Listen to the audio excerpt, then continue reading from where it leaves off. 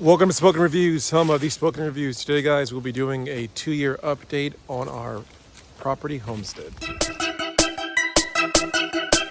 So 2 years ago, my family and I decided to take the leap and go ahead and buy some property. So what we did is we actually bought 20 acres in central Texas. And it's been 2 years. So I kind of want to show you kind of what's been done. We'll show some pictures of what it was like when we first got the land and how much progress we've made so far, and what are the upcoming plans with the land. So please enjoy. If you have any questions or comments, leave them below. And if you want to see more videos like this, sub so you can enjoy the journey. All right, guys, so one of the first things that we did when we got the land is we actually put this gate up front. I think people were used to this land being vacant, and we had people that would still come on the land. So by putting the gate and locking it down, we definitely avoided that. So that was the very first thing that we did.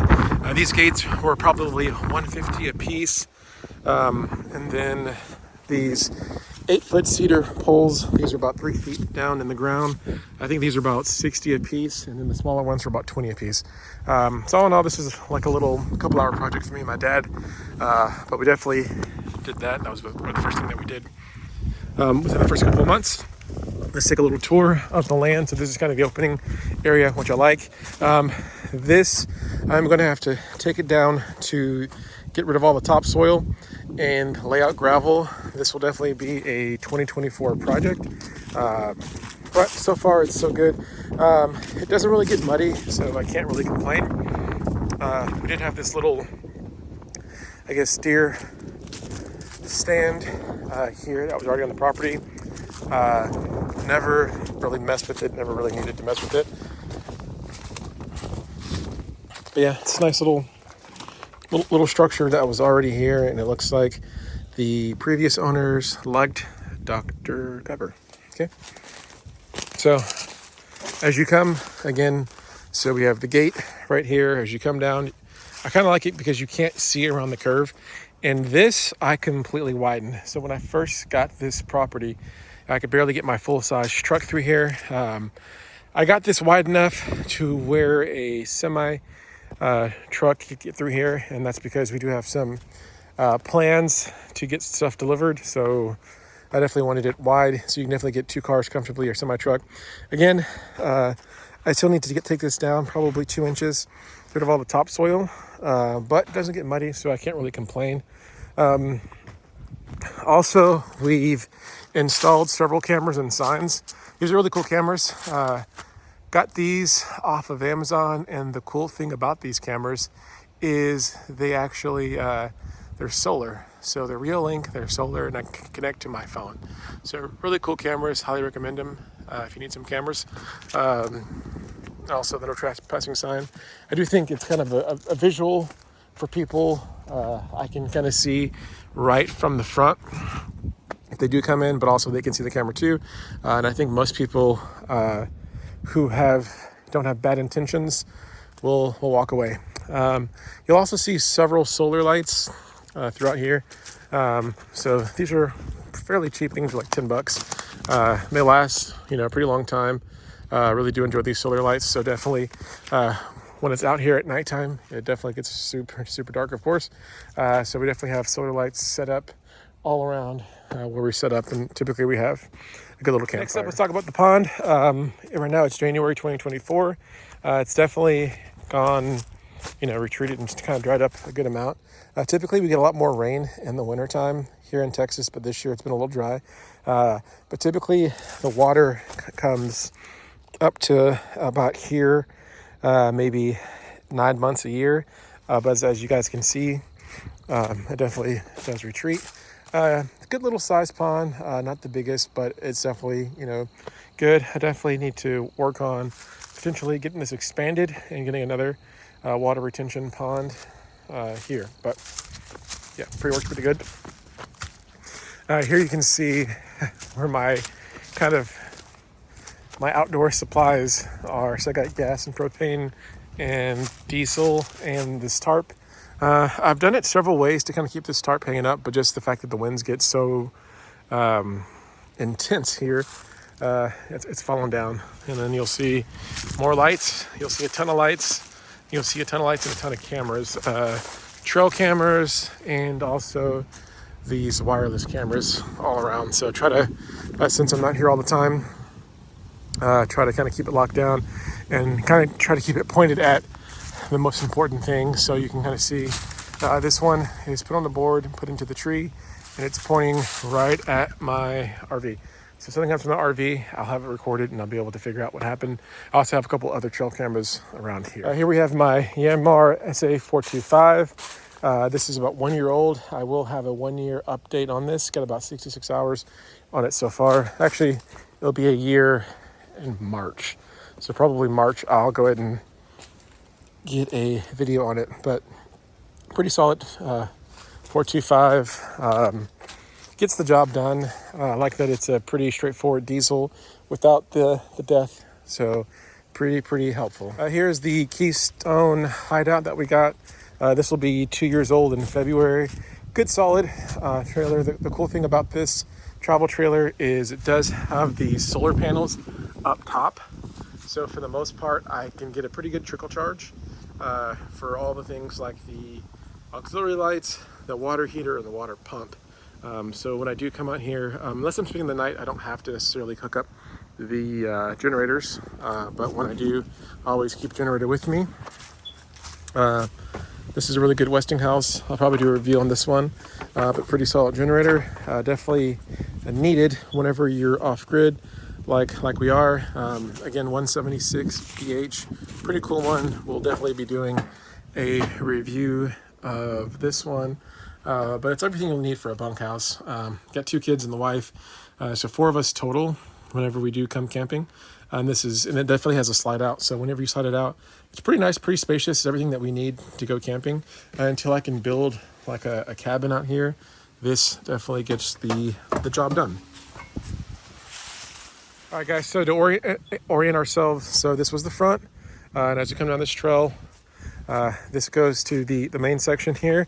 Again, this was widened. I did this within the first couple of months. I had rented a backhoe for a week. I cleared a lot. Took a lot of roots. Again, you could barely get one truck through here. I made it very wide for a couple reasons. One, I wanted enough space to be able to maneuver multiple vehicles and multiple large pieces of equipment, because I do have some big plans for the property. Again, it's only been 2 years. It's been a lot of the 2 years kind of getting some of the bigger items.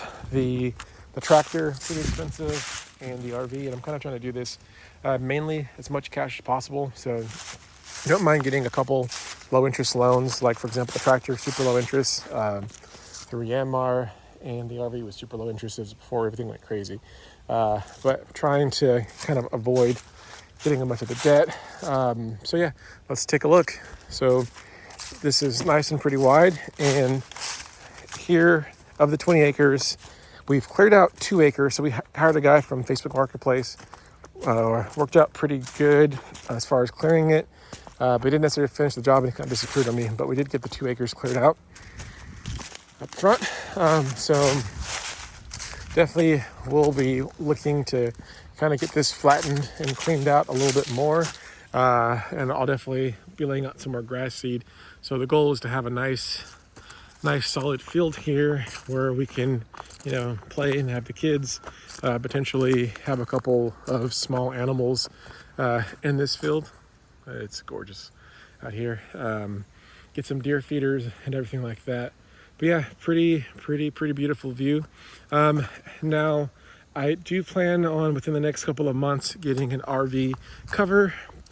I'm trying to figure out where I'm going to put it. It's probably going to either go here, right here. This is option 1. And what I was looking at was like a 22 wide by 25 deep, 14 high.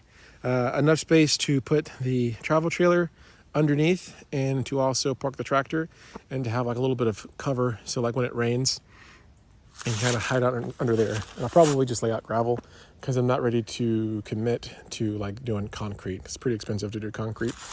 So this is going to be option 1 for that location. And then option 2, which I'm still trying to decide on, would be right over here, which I'm still debating on where I want to put it. I might put it here, seems like it's a little bit higher, but there is definitely seems like more of a slope.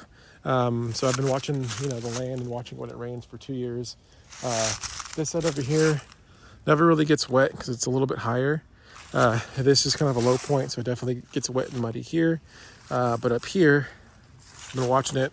It pretty much stays dry. So I might, bring in some more dirt, bring in some gravel, raise it a little bit, because here, I can definitely be hanging out in front of the RV in my chair, have the kids playing around on the little kid four-wheelers or whatever, and just having a good time watching the kids play. Beautiful field, have it mowed, get a couple dogs and just kind of have a good time. So that's kind of something that we're looking at there. I will say that the land that I have, it's I got 2 acres cleared, maybe 2.5, 3 acres whenever you count the trails of the 20 acres. The safest spots to be are in the cleared areas. Anytime that you're in a heavily wooded area with trees, you have to worry about the widowmaker. So I'll kind of point out what I'm talking about. Here's one. This one's been dangling probably for the last 1.5 years, and I'm just waiting for it to come down. I will kind of zoom in on it. You guys can see it's just hanging there. This is a really, really heavy series of branches. That could be 100 pounds, and if that were to fall on someone's head, be seriously injured. And that's kind of one of the things that you always have to be kind of cautious whenever you buy land in a situation like this, where again it's beautiful because you have the trees. I love the trees, but these trees and these branches and these widowmakers, whether it's ice storms, branches are always falling or getting loose, or just during the season things get hit, wind, lightning, whatever, can definitely be dangerous. So yeah. So let's kind of walk through. I do kind of want to clear up a little bit of this on this side a little bit more too, and I will eventually get to that. The property itself, it's about 450 feet to 500 feet wide by 2,000 deep. So still working. This is the remnants of one of the burn piles that we're working on, still getting it cleared out. I had a guy with a dozer come in and he pushed a lot of the topsoil. So it was kind of a dirty pile. So, we had the trees to burn, but also we had a lot of dirt, which wasn't the best. And knowing what I know now, I wouldn't have had a dozer build the burn pile. I would have had somebody with an excavator build the burn pile, so it wouldn't have been so much dirt and topsoil. But so yeah, a year later, I'm still having to deal with that, and I'm working with my MR to get it cleared out, but definitely not as fast. Similarly, we have 2 more burn piles that are pretty big in the back, and I've done some videos on these burns. Pretty large burns. Fun, but again, with that dozer, pretty dirty burn piles from the fact that there's so much dirt that even though we burned 80% of everything in the burn pile, we're still having to deal with all the dirt that's still there. It's not flat, and what's left. So I'm gonna have to, redo these, reburn them again, redo them, burn them again this spring, hopefully before the summertime when the burn bans hit. And the same thing here. So a lot of good top dirt, and I'll probably use a lot of this dirt and put it kind of up front over there where I wanted to do the RV port. So I'll kind of just try to reuse the dirt. Again, right now, we're probably maybe, again, I said it's 2,000 feet deep. We're probably only maybe 500 feet. So we're going to kind of, maybe 600 feet so far deep in this. We're going to kind of walk. I'll take it to as far as I can get. I've only managed to ever get 2/3 all the way back here, just because it's so deeply, densely. Good trees again, beautiful trees. I'm gonna have to get some more forestry mulchers out here. I've done it twice and they've done a good job. I need to bite the bullet and just have them come do 2 days all at once. That way we can, clear out more, because just doing 1 day every 6 months it makes progress and it looks fantastic to be able to see once all the underbrush is done. But $1,000 a day, $1,000 to $1,200 a day, depending on what promotions they got going on and who you get out here. It does, months of work that it would take me to do. Let's see, here is a huge tree. Again, just goes to show like how dangerous it can be out here. This huge tree fell. I'm not sure if it was lightning. I'm not sure what happened, but huge tree is fallen, and you always have to be kind of on the lookout, using all your senses, listening, looking, understanding that when it's really windy, I don't come back here to this deep part. And I've been working on this trail to getting it better, getting it wider. So again, eventually I'll show you where I want to build a pond. Maybe 2025. I get a bigger pond built. That's about $7 to $8 grand for the size pond that I want. But yeah, it's absolutely beautiful, but I need to have a forestry mulcher come through and clear up all this underbrush. And then probably once the underbrush is cleared up, I'm probably going to have some type of maintenance, whether that's me with my bush hog or again, beautiful but needs maintenance, either me with the bush hog or hiring someone once a year to come back and kind of maintain the underbrush. Gotta do that. Gotta get everything that's probably less than 8 inches. Gotta get out of here so that the larger and healthier trees can thrive. You can have a safe ecosystem. Again, a lot of potential. I've spent 90% of my time just in that first 500 feet of the property, just because there's so much work to get done. But honestly, this is what everything looked like when I first got. So the fact that in the first 2 years, we've been able to clear out that first 500 feet and, have it where, it can be used and functional, it's great. And this is as far as I've ever gotten. Probably still have another 600 feet, 500 feet to go to the back of my property. Haven't been able to get there just because it's so dense. And part of the year, this area is the low point. It drops to 430 feet elevation. So in the front, it's 470. The low point's 430, and the back is 460. So it kind of becomes a swamp during rainy season.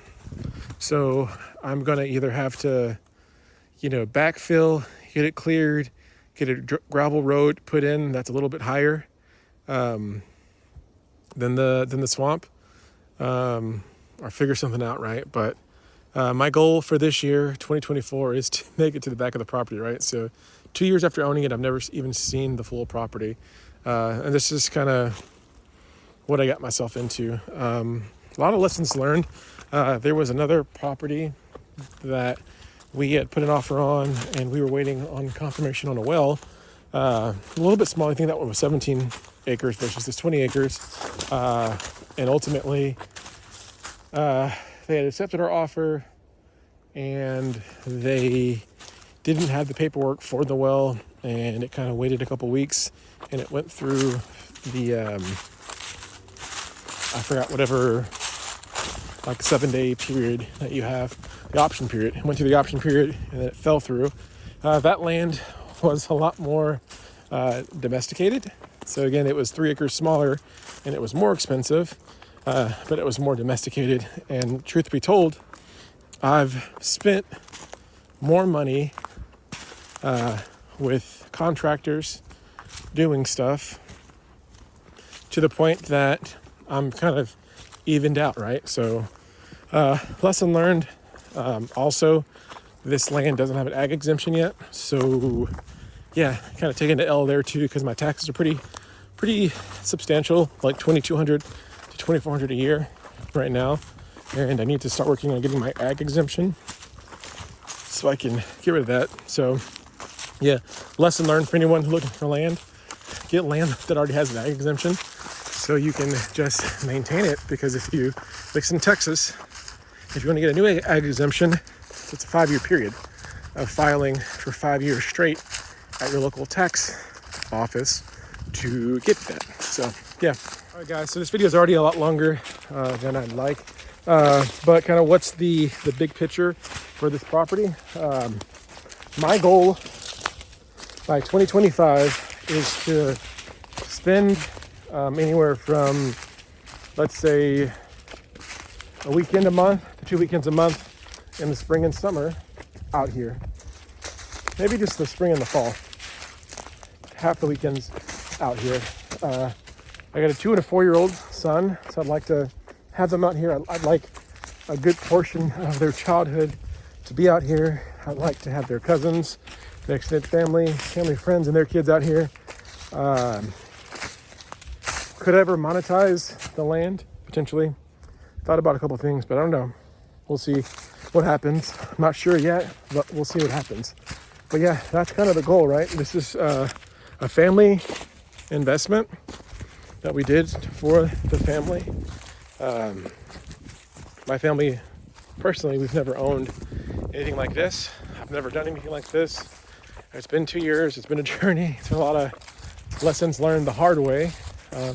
But yeah, 2 years down the road, I'm still enjoying it. If I could go back in time and make some different decisions on the land that I got, maybe I would get something that was 50% fields, 50% trees, as opposed to being like 90%. But I mean, guys, look at it. It's beautiful, right? Yeah, it is absolutely beautiful. And I think that the potential here is going to be limitless. I'm 36 now.